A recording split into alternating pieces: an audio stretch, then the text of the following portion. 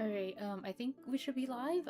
Actually, something that I'm kind of worried about is I mute my mic after each stream and then I like turn it back on when I start actually talking.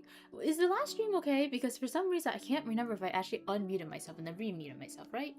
Um, it, you know what, let's just take a quick moment to double check, I guess. Okay, so, last stream. Last stream, I trying to think. We read all the deductions for all of Game Zero, and I did a very quick like overview of the characters, their story, and their how Game Zero plays out, just from my memory of like the letters and everything like that. One thing that's a little bit interesting about IDV, right, is a lot of the lore I feel like you can glean very quickly from like when they first release, right? Like of course things can change as time goes on and things can get built upon, but for the most part, if you just look at their deductions and look like that would be enough to get a general overview, right? Because the future letters they add onto it, they build onto it. And they might explain more things, but a lot of the character, if you just read their deduction, that's um that gives you most of the information you need, in my opinion.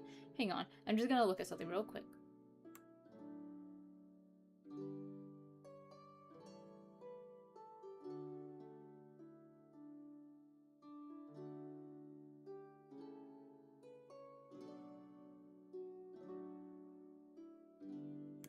Okay, so I'm gonna switch over to the gaming version now, and yeah, we should be in game now. So we'll start reading the letters. I'm not gonna go over everything I talked about in the previous stream. Um, so you know, I guess for that stuff, the general overview and stuff, go watch the previous stream. Yay! Or, you know, don't. It's whatever. Hopefully one day I can edit it down.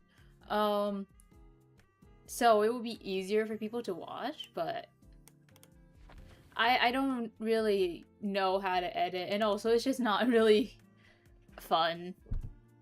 I mean, I don't think anyone really likes editing. It's kind of just a labor thing that you do to make things, I don't know, like trimming. Does anyone enjoy trimming things? I guess it could be its own type of art, though. Okay. Anyways, we're gonna start with the Mind's Eye, and her letters. She has currently 7 out. As of today, it is July 28th, 2026, okay?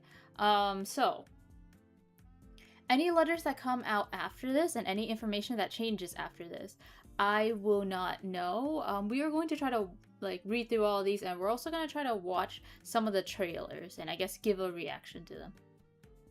Okay. Dear Father, whenever I think of you, I realize how lucky I am. You were the one who hired Sullivan to be my teacher. I have since become fascinated with languages and words. Despite all this, Father, I feel lost at times. Do the words we speak and the paragraphs we write come from what we've learned, or do they come from our own thoughts and experiences?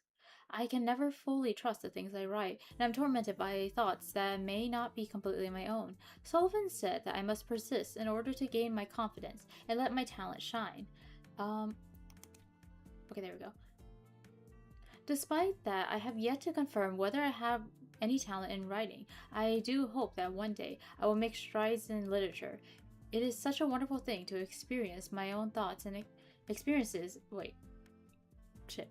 Okay. It is a wonderful thing to express my thoughts and experiences in words. Before I pick up my pen and slate again, I am to attend a conference at Olitas Manor. Please don't worry about me, as I'll be meeting Sullivan's friend at the manor. Perhaps this will be the last entry of my records. While I While I never found my answers about creation here, my experiences will serve as an infinite source of inspiration going forward. Just like any story about adventures, things didn't go well in the beginning. That seminar, wasn't even fair, which made me anxious. Until I met that child. We're so much alike. Both of us are trapped in Muse's cage. Yet we are so different. Despite that, I wanted nothing more. I could never be as candid as she is to myself. She reshaped me, just like Sullivan did back then. They showed me the light at the end of a misty journey. And as a winner who's crossed the finish line, I will leave this place tomorrow with my reward and continue with my pursuit. I'll no longer be lost this time around. Serial number 003, corrected to 013 afterwards. Name, Helena Adams. Test indicators, kindness, taming, self-protection, inclination, the perfect control group. Actually, there's something that is a little bit interesting. It's the fact that Game 0 is called the control group. And it's curious of why it is called that. I guess they're like what everything else is going to be compared to due to the fact that they are the first. But the thing with control groups is that you're supposed to have like a regular group that doesn't get any effects, and then you have like the other groups who will like variables will be changed and tested against them, right?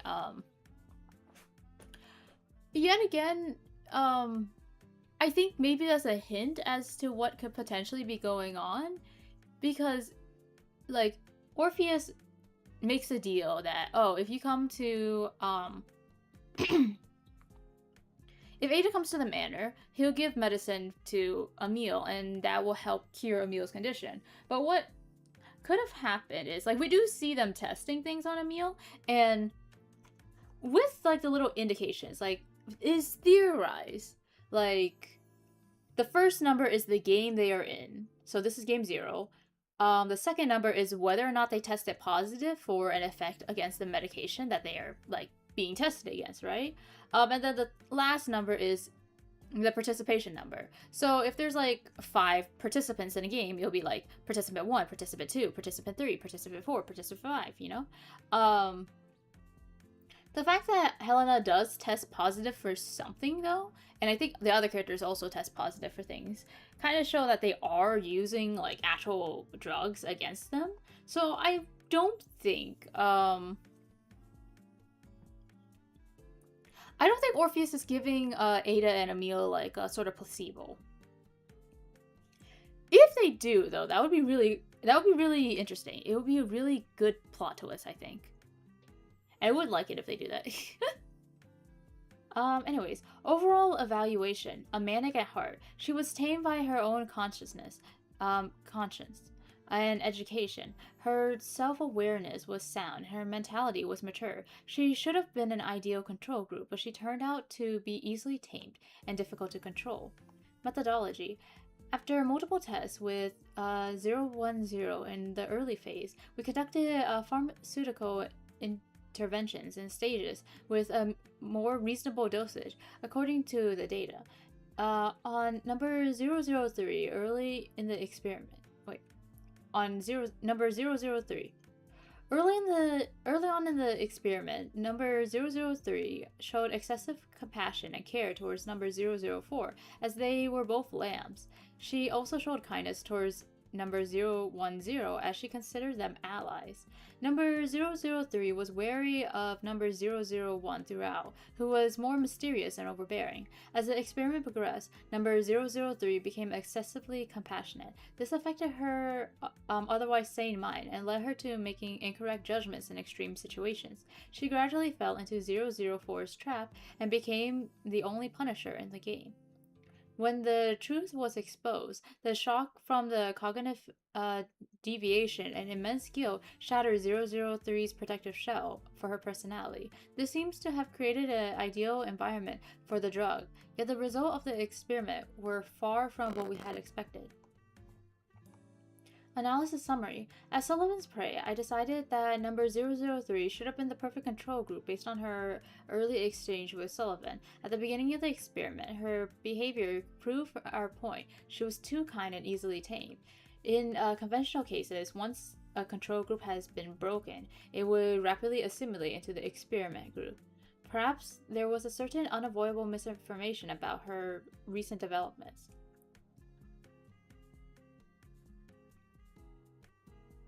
During the uncontrollable stage, number 003 was unsurprisingly resistant.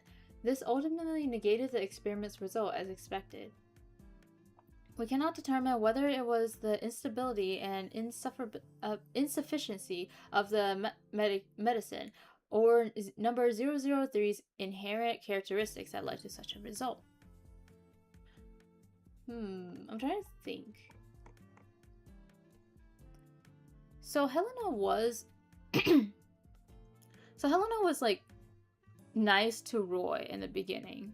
And she was very, very close to Galatea, which is something that we know, that they have like a very close relationship. Actually, I can show that. So Helena saves Gala, and Gala is very affectionate to Helena? Geisha? Well, that's weird.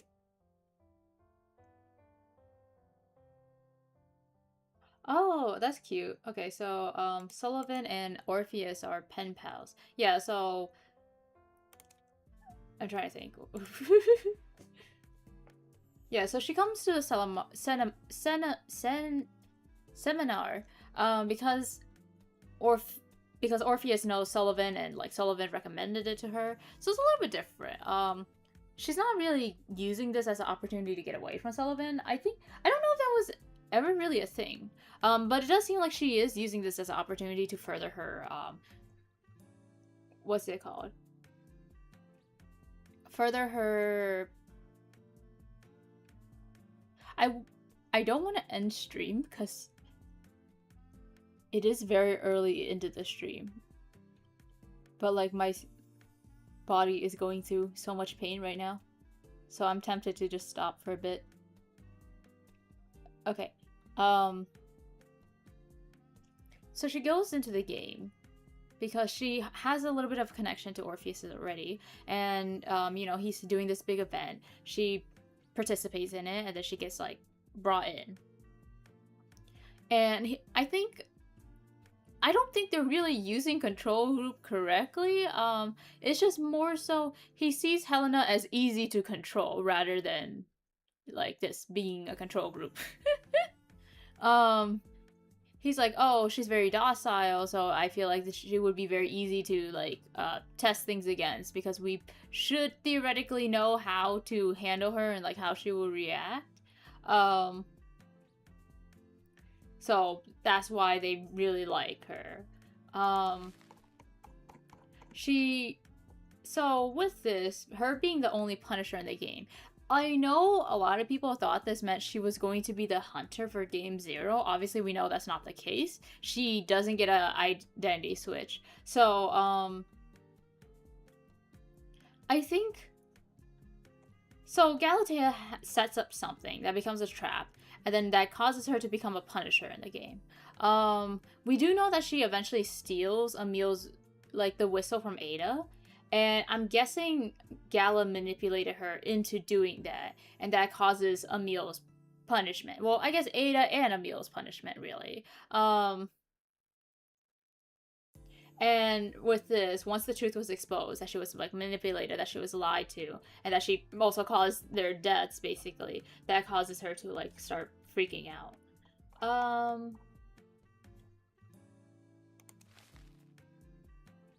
When he picked up the... Oh wait, I just realized I haven't been reading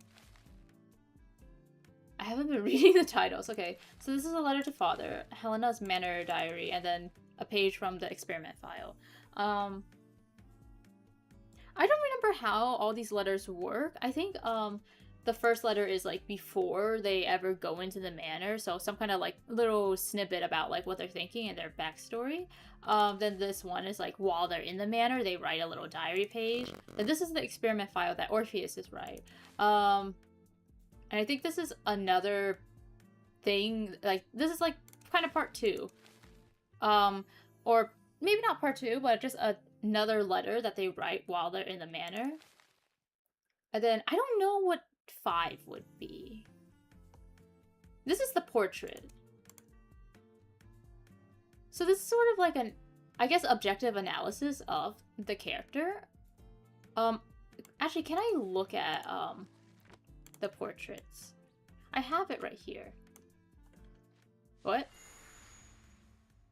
I don't care about those.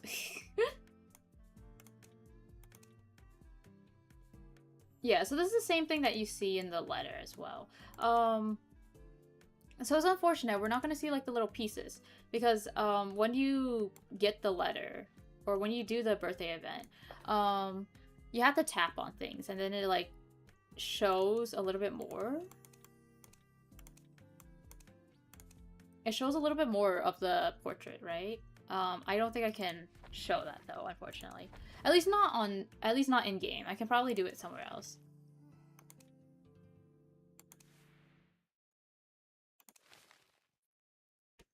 A carefully pasted piece of braille in a writing pad.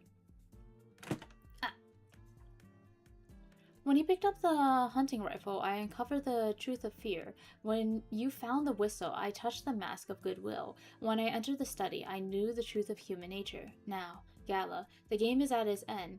When we push open the door that puts an end to all nightmares, what will we see behind it? Will it be the real you or the real me?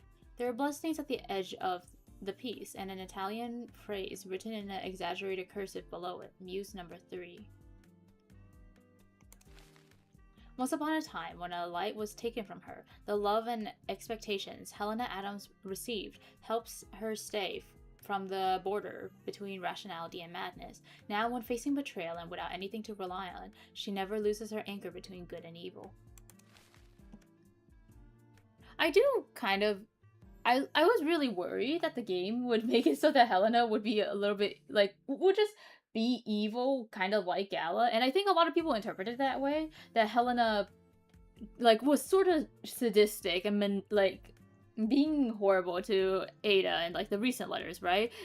Because, like, people kind of forgot that there is a possibility that, Galatea lost her mobility after this game, because we know she goes to the asylum and meets Cheerleader, and it was hard to say if it was placed before or after all the events.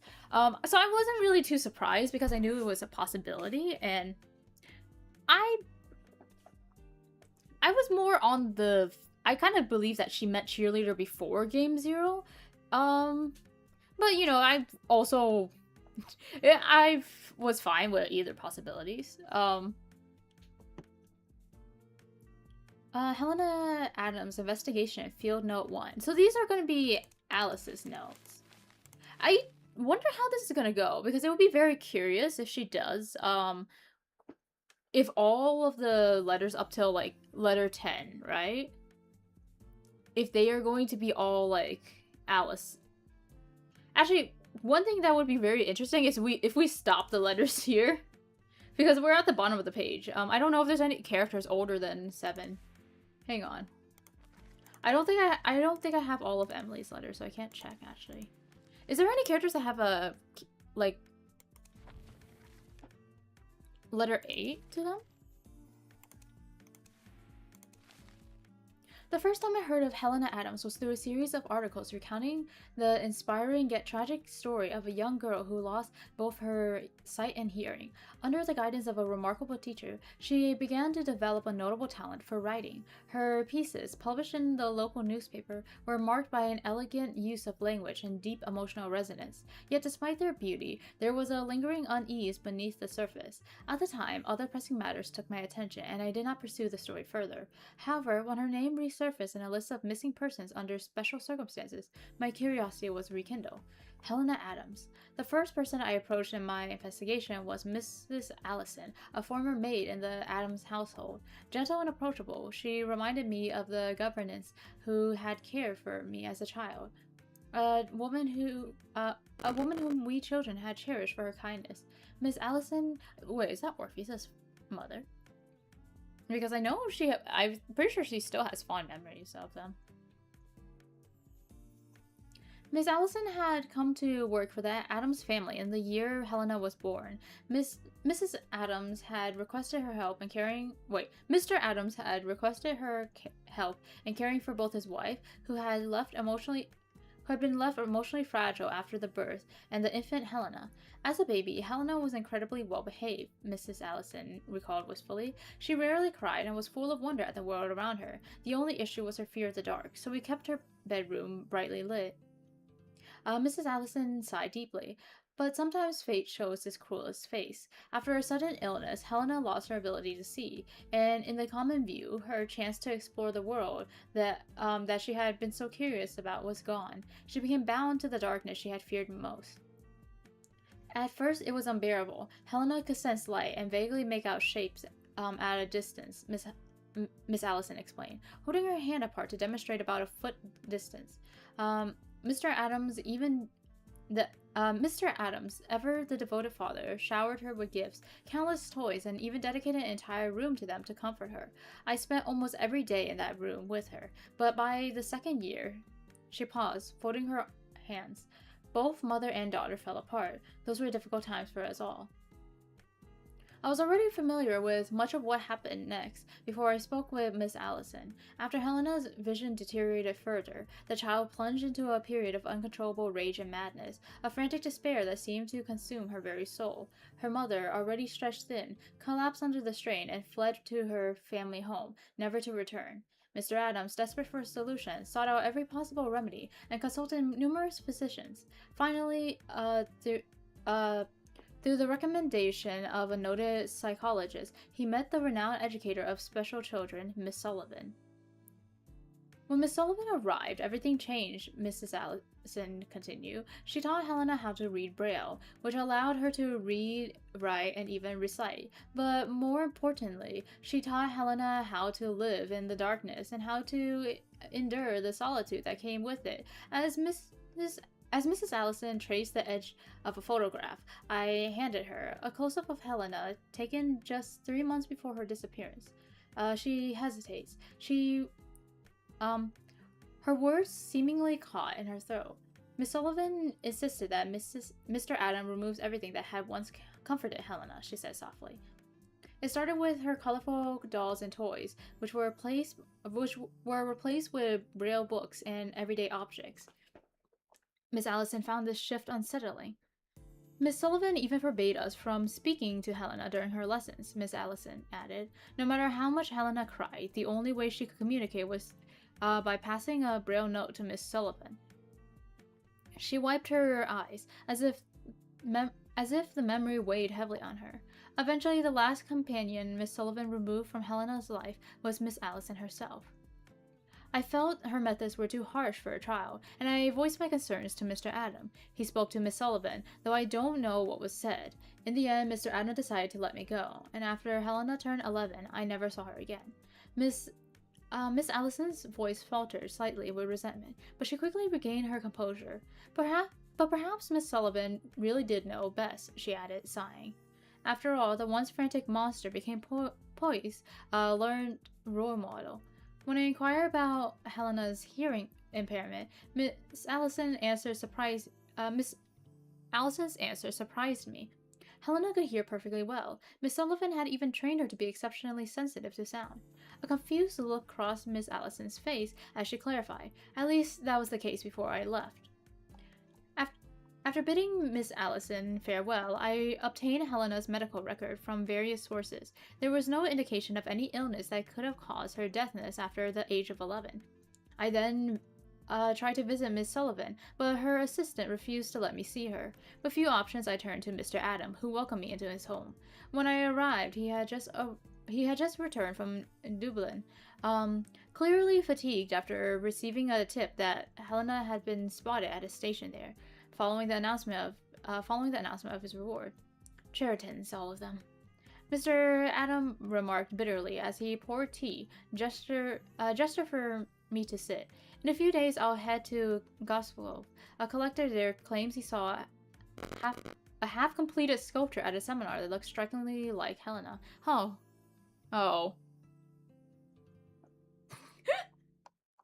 Yeah, that's actually probably her. Mr. Adams shuffled through letters on the table, his tone tinged with a bitter laugh. It sounds absurd, doesn't it? But these are the kind of things I keep receiving, he said, motioning to the pile of letters. There are about 20 on the desk, each of which Mr. Adams had carefully sorted by geographic location. Mr. Adams, now with graying hair and a wearied face, seems physically drained. A sharp contrast to the sharp, vigorous, middle-class gentleman depicted in the family photograph behind him. Do you still keep in contact with Miss Sullivan? I asked. His movement slowed, and he stood up, leading me upstairs to a room facing south. The room was bathed in afternoon sunlight, casting a warm glow over everything. It had clearly been renovated with thick woolen carpets and furniture pushed to the wall to avoid sharp corners. Shelves running along the walls. I surmised that this must be the toy room Miss Allison had described, though now is filled only with 2 rows of low bookshelves stretched across the entire wall. After receiving permission, I randomly picked a book from the shelf. It was a Braille text, handwritten and carefully bound. The edges were frayed, suggesting it had been read and reread countless times, and the room contained many such volumes. When it finally dawned on me that Helena might have disappeared, I sought out Miss Sullivan. Her assistant told me she was studying abroad. Mr. Adam picked a book from the desk near the window and handed it to me.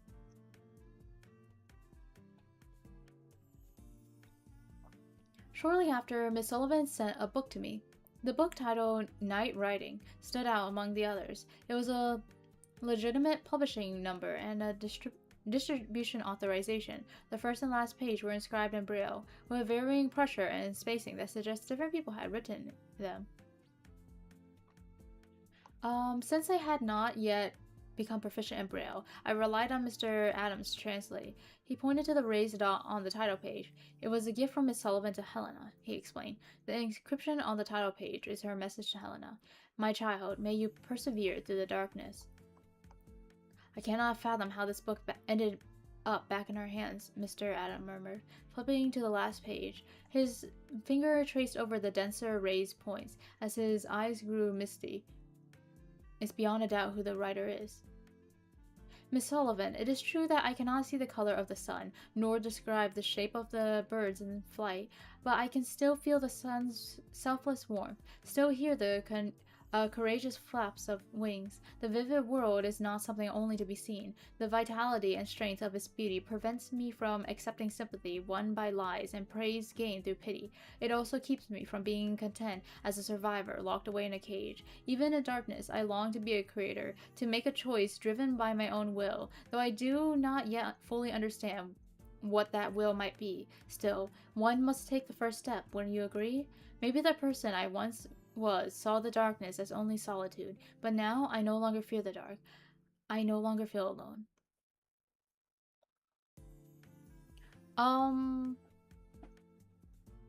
So, yeah, it does seem like her goal of becoming a writer, I think what she wanted to do was to prove herself, right?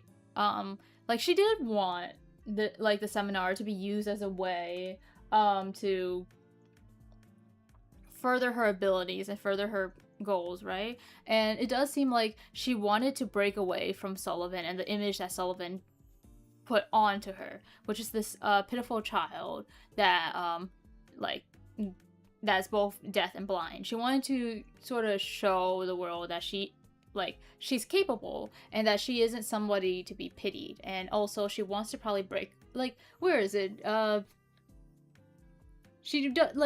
Sympathy won by lies. I think she's trying to break free from that as well. So it does look like they got rid of all the toys, which is really sad. Yeah, but it doesn't. Sullivan's, I guess, avoidance of meeting Alice and also not really talking to the father afterwards, it does seem like it's showing that Sullivan doesn't really care about Helena, but she also did send the book to Helena, which is something I find interesting. Um, I mean, Helena does basically say that she doesn't want Sullivan or like the life that Sullivan made for her to exist anymore, and that she wants to carve her own path and to show the world how amazing she really can be without needing to lie about who she is. So, Helena Adams' investigation field note 2. I had intended to accompany Mr. Adams to Gosclove. However, the sudden disgrace of a colleague in Dublin, found to have falsified his credentials, compelled me to alter my plans. As I took my leave, I persuade Adams to share the name of the source he deemed a fraud, resolving to investigate the matters along my route. According to Adams, the man in question was one Ridley, who had contacted him through the newspaper's missing persons notice and offered, for a sum of £15, a parcel bound for America, though curiously still unposted. Ridley claimed it had been entrusted to him by one Helena, but that he lacked the postage to send it. Adams doubted the tale entirely, for Helena had never ventured far from home and had no discernible ties across the Atlantic. When I met Ridley, it became clear why Adams was so certain. Ridley worked as a railway porter, ferrying bulky luggage to overcrowded carriages or hauling it along the platform in exchange for small gratuities. I found him amidst the arrival of a train, vigorously soliciting travelers. In the time between its arrival and departure, he assisted 3 passengers, discreetly helping himself to trifling souvenirs from their baggage. Oh. Um, a well-thumbed newspaper of loose rivet, hardened scone. As his 4th customer, I calmly observed him detach the ornamental. What the? Wait, what is that word? Ornamental. Okay, ornamental charm from my suitcase. Before he could make off, a colleague lying in wait seized him. Mr. Ridley, I told him, this trinket could see you lodged in prison for some time, but should you care to speak with us about Helena Adams, we might overlook the matter. I might even purchase the parcel. He studied us in surprise, then glanced towards a constable on the far end of the platform, who was beginning to notice our exchange. With a nod, he beckoned us to follow. He led us to a stretch of abandoned track not far from the platform, beneath the shadow of a stone wall, partially blocked by wooden crates. Lay a hollow. From within this retreat, he produced a parcel wrapped in brown paper, already torn at one corner. With a faint pang of intrusion, I opened it. Inside lay a time-worn wooden board. Its surface was pricked with minute points, flanked by bits of metal, a slate for braille writing. On the reverse was engraved a single name, Sullivan. Along it sat a folio of around 100 pages, bound alternately in braille and in a hand not although fluent, yet earnestly and precise. It was author, as the cover declared, by Helena Adams, and it spoke with striking insight on the struggle for existence and the nature of humanity, weaving the writer's own life with elements of philosophical argument. Given Helena's age and limited experience, it was a work of remarkable depth. What stirred my interest was the central proposition. I had read certain treatises?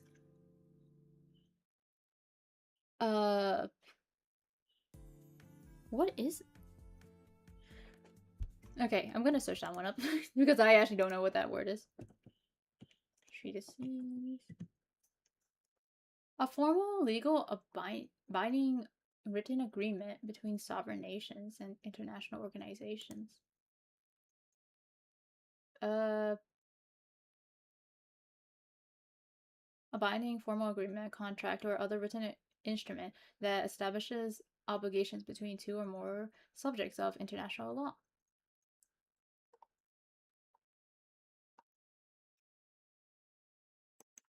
Is that what this is? So it's a treaty, but multiple treaties. Does Miss Sullivan have that much power? I mean, can you have a treaty between two people who are just kind of regular ass people and not like whole countries? Or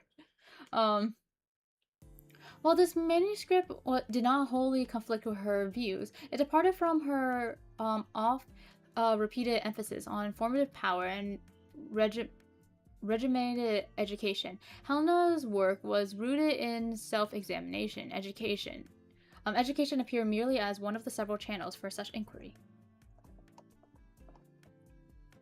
I turned to Ridley, who waited idly nearby. Where was this meant to be sent? I asked, with some reluctance. He fished out he fished from a tin box a slip of fine stationery, evidently classed among his souvenirs. It was a neatly handwritten card with a quality uncommon to the families of Helena's standing. The script, fluid and confident, was unlike Helena's own hand, yet also distinct from Sullivan's signature on the back of the braille slate. The card bore an address in America, no less, a college in Massachusetts, reputed for its tolerant and open spirit. She lingered a long while outside the post office, Ridley recalled, but she never posted it. I asked if she was catching a train, and as I was about to stow her things on the rack, she handed me the card and told me to send the parcel. How much did she pay you? I asked. Ridley held up 8 fingers. I regarded him with displeasure. Such a sum was no trivial expense for Helena. Then why did you not post it? That amount should have been that amount should have more than covered the postage. Ridley gave me a sly smile. I saw her ticket, one way. She wasn't local, and she wasn't coming back, so A sudden thought struck me, demanding confirmation. Where was the ticket bound? Ridley looked from the parcel to me, weighing his chance of making a sale. At last he showed his hand. Gosclove. I purchased the parcel, sealed it, and posted it to the address on the card, enclosing a note explaining Helena's disappearance and asking for information in return. I gave my address in London, yet the package vanished into silence, yielding no reply, just as I resigned myself to pursuing the Gosclove leave with Mr. Adams. Fortune wheel turned. An invitation arrived from Sullivan herself, bidding me to visit her private residence. Ooh, okay. That's interesting. So we are getting a little bit more information. So it does look like Sullivan is going to give her a chance. I mean, I guess maybe I was underestimating Sullivan, being like, damn, why is she so evil? We'll see. It doesn't look like the Helena, or I guess it does look like Sullivan is still manipulative and like using Helena, but I do hope that Sullivan does care about Helena. It does seem like for the most part they do have a relatively positive relationship, even if Helena grew to become resentful of Sullivan and also the life that she was sort of pushed on. So Gosclove. Yeah, so Helena, where does all of this take place? Like the Manor Games, Gosclove? Where is Gosclove?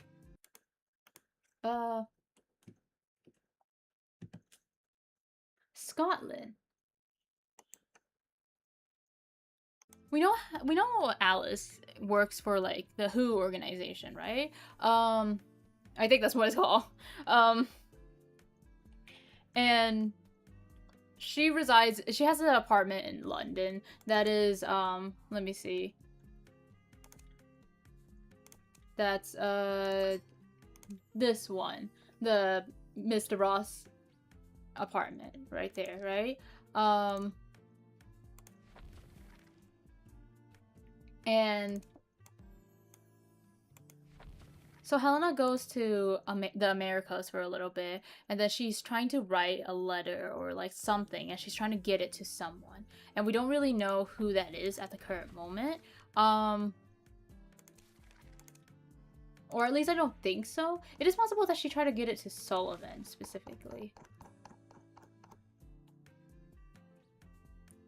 And this is where the statue is, if I believe, right?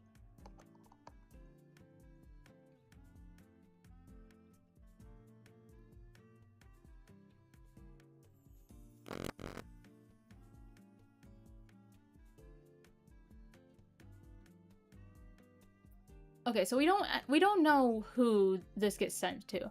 Like, considering the connections that Helena has, it's also possible that she gave it to Geisha because Geisha does sponsor her and help her, right? We know it can't be Allison because Allison's the maid. It is likely not Sullivan, if I'm gonna be honest, and I don't think it will be her father.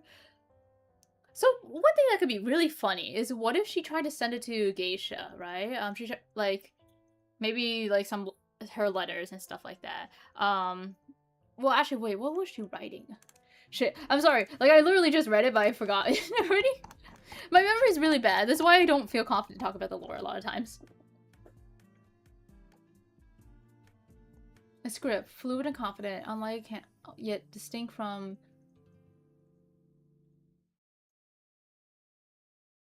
It's a script, so she could have sent it to. It doesn't, so it's not something personal. She might have sent it to Geisha to have Geisha publish it, right? But the thing is, right? Geisha dies. Like, depending on when Alice is writing these letters, the reason why there's no answer could be that there is no one in Geisha's, like, I guess, household anymore to receive it. And, like, or even if someone does receive it, only Geisha would have been the one who, like, published it or, like, said anything about it. So they might have just looked at it and be like, oh, well, that's not our issue. Because she's dead now, so, that might be why there's no return or no, like, answer. But also, there are, like, possibly a few more connections. Birthday, January 13th. Talents, listening and poetry. Likes, poetry and desserts. Traits, calm, sympathetic, stubborn, studious. Dish, maltose candy. Dislike sharp objects. Interest, poetry. Age 19. Helena lost her vision at the age of 1 due to a fever, but she managed to learn how to read and write with the help of her parents and a tutor. Despite this, Helena has an even greater ambition, earning a college degree. Will the owners of Olitas Manor pay for her tuition? That's what the Braille invitation letter seems to imply. Okay, so that's why she goes to... Oh, okay, that's... Yeah, so we've read all these already, and then character days. We read all of her character day letters. Hey, number 7 isn't out yet. Okay, so that's why she goes to the letter. I mean, manor. Shit, I've just been, like, theorizing about this, and it's in her background. It's in her background. Okay, so she doesn't do it to get away from Sullivan. She doesn't do it to, well, actually, she does kind of do it in order to progress her, like, writing career, but, like, kind of for, like, more for the money, so she can go to college in, like, America and further her, like, writing and her career that way, rather than going to the manor for inspiration or, like, because Orpheus is also a novelist kind of thing. So yeah, that's interesting. That's interesting. Okay, so we are going to possibly take a little bit of a break. Unfortunately, my stomach hurts, so I'm going to just take some medication. I'll be right back, everyone! Yay!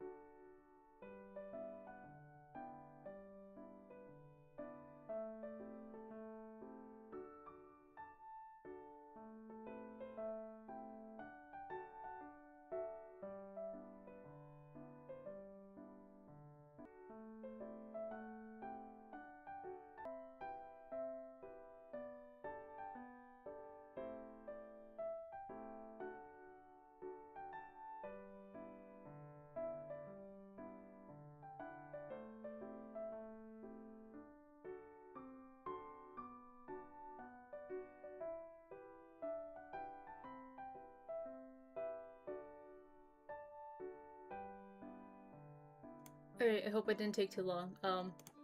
So I I took some pills. I'm not sure if my stream crashed while I was gone. That's concerning. Okay, so I hope I wasn't gone for too long. Anyways, we're gonna get back to it. We finished reading Helena's letters. So we should read Galatea's stuff. Actually, we're gonna do her background first. So any information doesn't get. Alright, so we know Helena saves Gala, and that's likely when Emil attacked them, and she has, like, some affections for Helena, right? Yeah, so she works for Orpheus. I think that's something that people don't really know, is that, or, like, she's in a similar position to, like, characters like Sam Bourbon. Well, actually, I don't know anything about Sam Bourbon, but I guess more like Roy.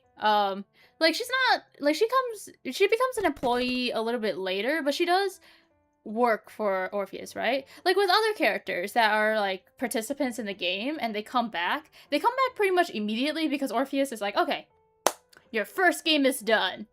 Time to start the next one, right? Like they don't really choose to continue participating. Like Muro like survives game 8 and like immediately gets thrown into game 9, right? I think Luca, what is this game? Game 10? Game 10? Yeah. He survives game 10 and then immediately gets thrown into like game 11. Things like that, right? With Gala, she leaves. Like she survives. She what? Oh shit, that's probably not important. Okay, so she leaves and then she comes back, like, willingly. So when she goes to White Sand Street Asylum after her father throws the statue off, she meets Cheerleader, she meets Lily, and she kind of encourages Lily to, I believe, kill her brother. And that's what this is about. She instigates for Lily to. Well, actually, I don't know if it was her brother. It was someone. I don't remember Cheerleader's lore. Cheerleader kills someone in her family because that person in her family sucks. Okay, so Gala was the one who meets her in the asylum. She encourages Lily to do that, and then yay, that's how that goes. Okay, so we don't know Galatea's age. I think all that we really know is that she is an adult, though. Character day. November 17th. Talents, sculpture, sketching. Likes, beautiful and mature women. Interests, sculpting female faces similar to her own. Dislikes, noisy places, conformity. Traits, self-righteous, artistic, stubborn, neurotic. Dish, cheese. Oh yeah. I want her to have a better dish. She probably does, but, if all I can really equip onto her is cheese. Galatea was an ordinary sculptor. One day she received a mysterious offer from a wealthy tycoon to create a sculpture for him at his residence. After accepting the offer, she embarked on the journey. Little was known about what occurred during her absence. But upon her return, Galatea displayed an extraordinary burst of creativity and talent, as if she was born anew. Although her family was initially elated, they soon noticed peculiar behavior. Galatea conversing with her sculptors as if they were alive. This led to What do you want from me? Who is this? Oh. That's probably not important. Okay. This led to a distressing incident where her father, in a fit of rage, threw a sculpture from a building, prompting Galatea to jump after it, resulting in her paralysis from the waist down. Okay, that's change. Oh, this is longer. Perceived as mentally disturbed, her family sent her to an asylum where her condition did not improve. She became reclusive and began sculpting faces resembling her own from whatever materials were available to her. The hospital arranged a remote courtyard for her to reside in, where a female nurse was assigned to care for her. However, one day the nurse failed to report to the doctor, prompting a search. Galatea and the nurse were nowhere to be found, with only a completed masterpiece left behind in the room. Yeah, So if I remember correctly, she does take like a art sponsorship kind of scholarship kind of thing, and she goes to Florence. She does that. tutors kind of like, oh, she's not improving, she's like stagnant. She like they kind of say like she's immature, and that like makes her feel worse because like everyone's treating her a child at this point, right? So it does look like in the letters we do see that she, or not the letters, but the deductions.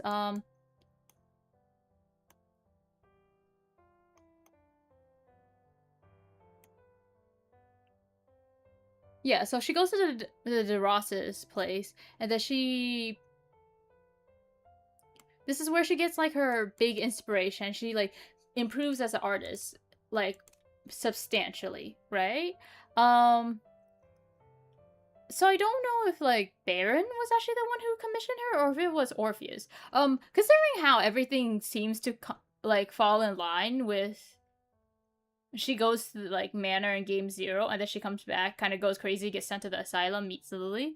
I would say that Orpheus was actually the one who commissioned her rather than Baron, right? Because like if it was him, then Gala's like old as hell. She's like probably in her 40s, but since this is like quickly after she sort of loses her sanity, it has to be like Orpheus is the one who commissioned her, because if she lost her mobility and then went to Game Zero with like her lost mobility, then it's Baron, right? But since that didn't happen, since she has her mobility in Game Zero, this means that she went to the Olitas Manor, and she did she made the sculptures for Orpheus either like a little bit before Game Zero starts, or like while Game Zero is going down. Also, yeah, this part she kills the nurse and makes her into a statue. She does that. She makes people into statues. I wonder how that works actually.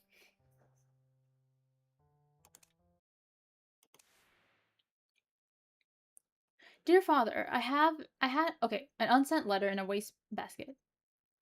Dear father, I had a glimpse of the true meaning of creation. In the past, I used to pursue the praise of fools, but now but now I don't have time to care for such trivial matters. Perhaps this was all thanks to my decision to travel. Do you still remember the work I gave to Mr. DeRoss? Uh, a bird imprisoned in stone. Oh, actually, I will say this. When she says Mr. DeRoss, it is like I think people would suspect that it's like someone from the actual DeRoss family, like Alice's father. Wait, Alice's father's named Dennis, isn't it? Not Baron. Who's Baron? Wait, I'm sorry, I'm mixing up names. Wait, is it Dennis? Okay, so give me a second. Who is Alice D D Ross father? Dennis D. Ross. Okay, who the fuck is Baron? I'm sorry, I've been mixing it up so badly. Wait, then who is Baron?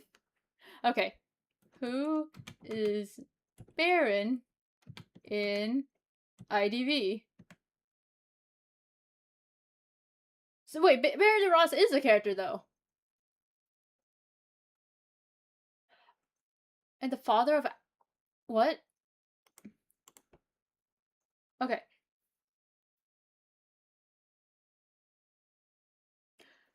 Wait, what?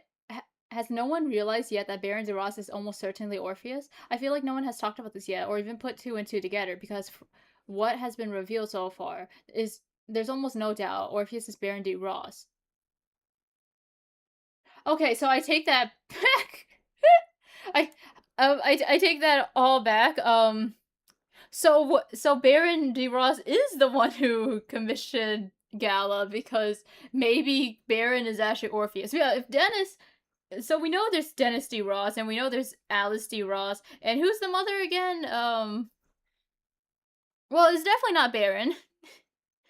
And we also know that Orpheus does take on the De Ross last name to sort of avoid being associated with the Blocks, right? He doesn't want to be a part of their family anymore, basically. He just owns them after they betrayed the De Ross family and basically caused Alice's father and mother to get murdered, and essentially ruin Alice's life. The whole relationship with Alice and Orpheus is really wonky, I will say that, and I'm not gonna get too much into that. But yeah, so Orpheus does essentially adopt himself into the DeRoss family and become the de facto DeRoss head family member now. Yeah. So I take that back. Baron D. Ross is likely the one who commissioned Galatea. So what I said is true still, but like, you know, it doesn't go by the name Orpheus. He doesn't go by the name Orpheus, I don't think. But yeah, so right now Orpheus takes over the Olida's manor. He's now the head of the De Ross family, and he is basically the one who runs the affairs for the mansion now. And I believe Buruk and Bane also work for him. Bane is still around somehow. You like he was brutally tortured and like basically murdered, but he still lives. He just lives with like a deer head attached to him permanently. I wonder how that works. Like I feel like Bane should have died. Um but he does survive long enough uh to work for Orpheus in game 9. Let me see. Can I go to Orpheus's little thing real quick? Novelist. Okay. Hello there. Relations. Yeah. So he has connections to those two. Gamekeeper works for him, and like Mad Eyes works for him. And then these are the game. Ooh, Sam Bourbon. I want to see more about him. Like Sam Bourbon's also a worker for Orpheus, and then we have prospector, journalist, composer, and entomologist. I wonder if composer will ever get an official identity switch. Like technically, Bloody Queen is his identity switch, but it's not like canon completely. Like they're not shown as identity switch, but in story it is. I guess I don't know. I don't know if that will ever be made canon.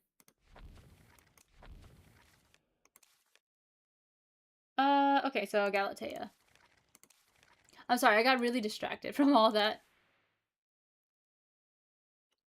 Do you still remember the work I gave to Mr. De Ross? A bird imprisoned in stone. A meaningless, disorderly, insignificant work of which the spirit gradually died. Yet it was superficial. That's why I destroyed it myself when I saw it again. Before I figured that out, I came across an imprisoned puppet and a slave who self proclaimed to be a noble, memorials who swarmed a, around a king like ants, and souls drenched with filth after the riverbed cracked. I saw the greatness of evil. After I realized that humanity is nothing but a thin layer of plaster laid on top of the soul, I heard the thoughts that were screaming in my head at high speed. I heard how fragile the existence of the body itself was. I heard the sound of an eggshell cracking. I heard the divine birth of a sculptor, the truth of art breaking out of its shell. A message. Dear Galatea, how are you? You locked yourself in after returning to your room early in the morning. Okay, so this is from Helena to Gala, which is this is right after Emil dies, I'm pretty sure. Um you refused to say anything, and all we could hear was incessant yet faint banging. Please talk to me. I'm very worried about you. You must be frightened. No one expected it to go the way it did, but Mr. Orpheus did it to protect himself and us. Just like how you immediately pushed me aside when we were attacked. Don't be afraid, Galatea. I'll never leave your side. I will protect you, and we will leave this place together. Please be sure to call me if you've calmed down or need anything. One last thing. When we returned last night, we discovered that his corpse was gone, but Mr. Orpheus denied ever cleaning it up. I have a bad feeling. Anyways, please be careful when you're alone. A carefully folded note. Just as Mr. De Ross described, the manor's house many noteworthy pieces, most interesting. However, it is a collection of sculptures dedicated to the muses. They were not made by a world renowned sculptor of any kind, yet their methods of crafting remains incredibly unique. During my studies in Florence, I imitated the technique to produce a number of animal sculptures. The originator of this technique, a genius favored by art yet scorned by fate, has long since returned to Ash, the tragic victim of a vicious fire. According to Mr. De Ross, these sculptures were included when his predecessor first purchased the manor. Whether or not the original purchaser knew about their unique sculpting technique is unclear, but Mr. DeRoss is convinced that they were well aware of it. Perhaps this was one of the reasons why he invited me to restore them. During my time at the manor, I spent an inordinate amount of time on my tasks, far more than necessary.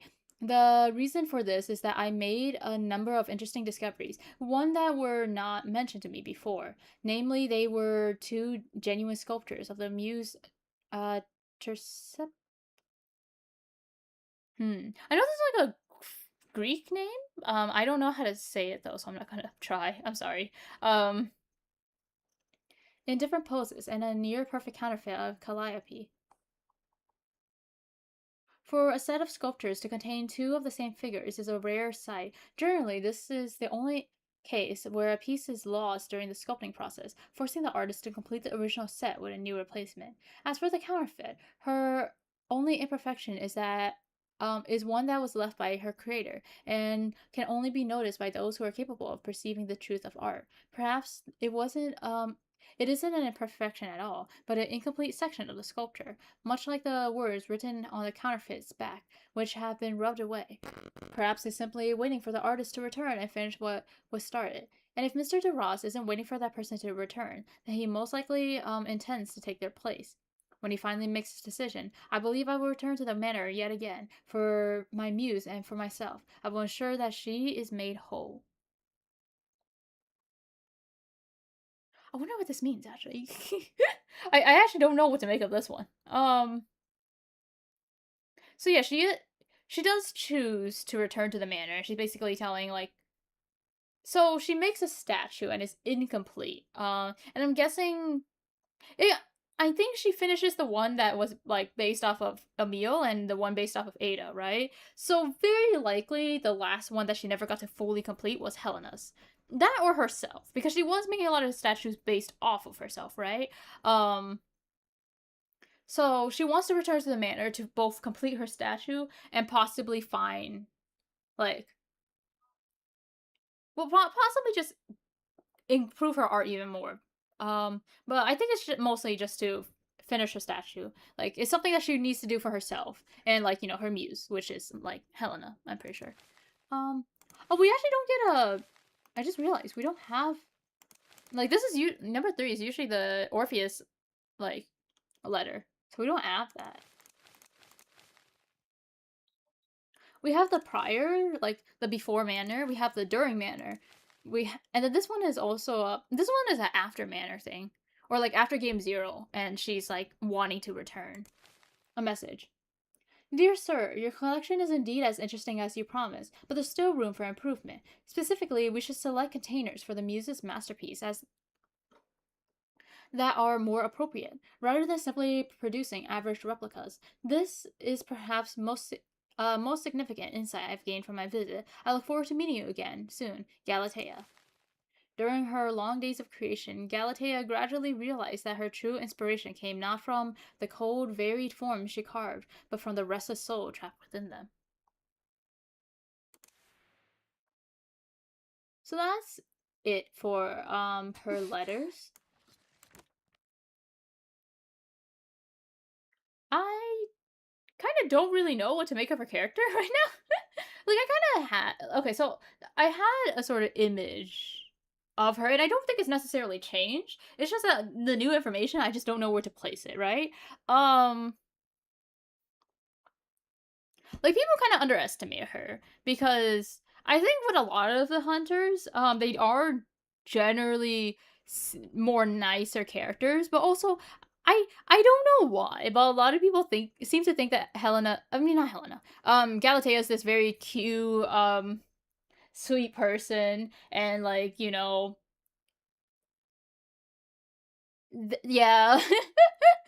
like they do see her as like somewhat innocent, right? And that's very very wrong. She's not like that at all. She does have. God, I don't really know how to describe it. She has a lot of self-image issues due to the fact that she is treated like she's treated like a child, and whenever things go wrong, they kind of like they're like, oh, of course you can't do this. You're still immature. You have some growing to do. But at this point, she's like in her 20s, 30s. Like she's very much not a child anymore. She is an adult. And looking at all these people who are like treated with more respect and like treated like with a certain maturity that she's never gonna get treated with, it kind of drives her like to have this like sort of self-image issue, which is why I think she really, which is why I think she wants to work for Orpheus, right? Like there are people who work with Orpheus, but they're doing so for their own sake, or like they don't really like Orpheus. They're just kind of doing it just cause. Like either he's paying them or he has some kind of like they get something in return for helping him.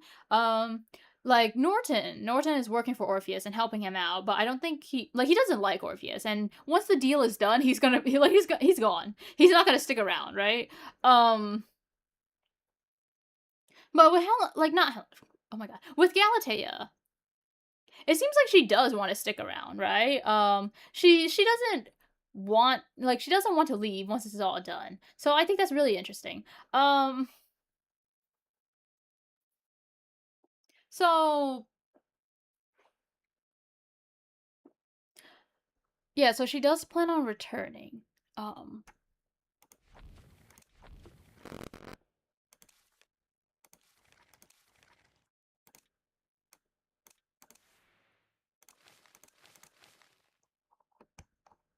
I just realized I have the medals for Gala, but I don't think I have any medals for Helena.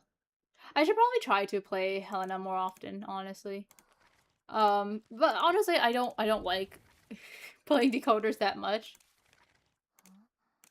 I also don't really have much for Ada.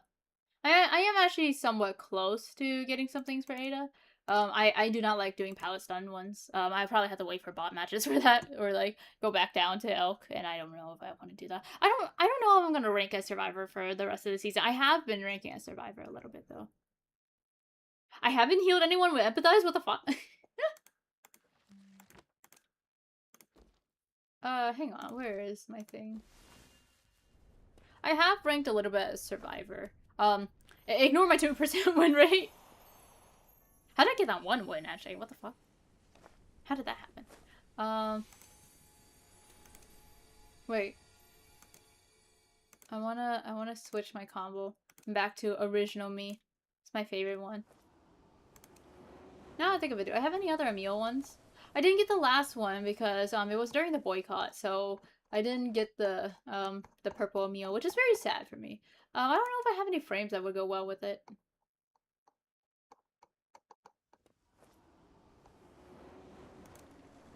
Which one's this one? This might be portrait frame. Nightmare? Like, I don't want to use a character specific one. Wait, this one probably would have gone well with the Emil one. Damn, that sucks. I mean, also, this one looks nice.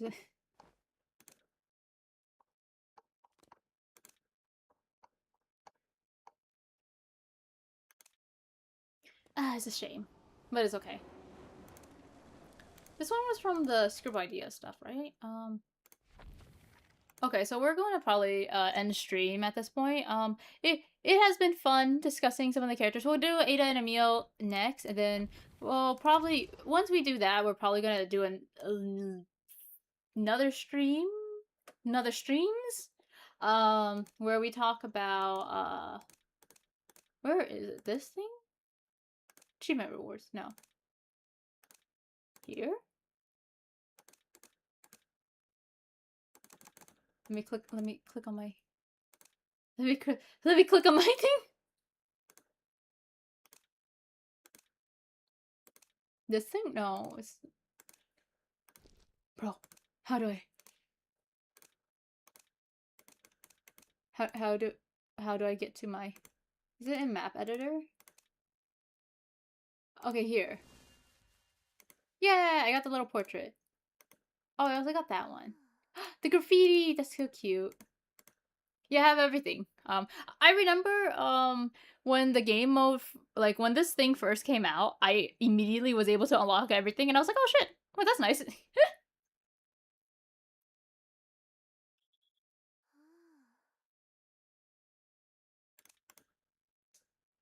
It's a cute portrait. I do use it from time to time. Pretty rarely though. Oh my god, that reminds me. I wanted to make my own scribble idea maps at some point. But I don't know what I'm gonna do with that. Anyways, that's kind of it for the stream. There's not really much else to talk about. Well, there is things to talk about. But I'm not sure if I'm going to be okay because I just took some like medicine and I mean I feel okay right now, but I think I'd rather just rest. So we might do another stream very soon, but we'll see how that goes, right?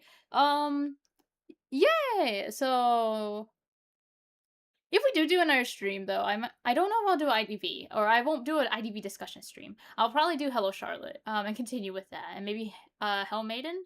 I'll see how that goes. But anyways, thank you guys for watching, and I will see you guys next time.